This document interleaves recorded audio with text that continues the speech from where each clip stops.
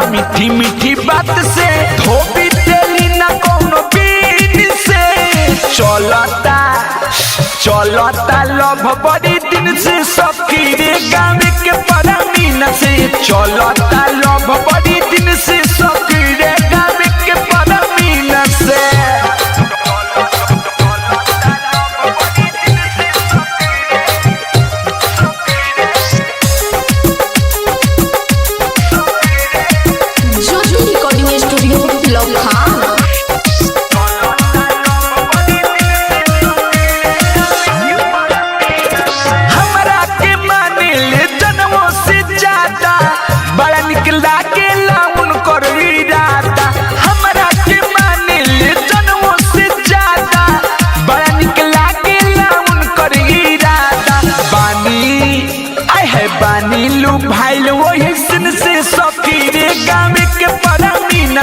चलता लव बड़ी दिन से सखी रे गाँव के परमीन से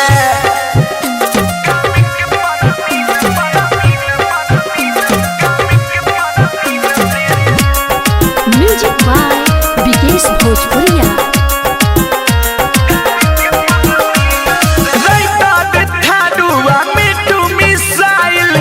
जहिया से बाड़े वो दिल में समाई अलबेला सुखिया मीठू मिसाइल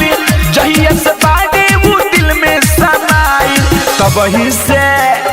तबही से सुती नानिन से सखी रे गाँव के परमीन से चलता लव बड़ी दिन से सखी रे गाँव के परमीन से नाना लाड सखी हो जात से बानी लू भाईलू ओकरा मीठी मीठी बात से धोबी तेली ना कोनो बीन से चलता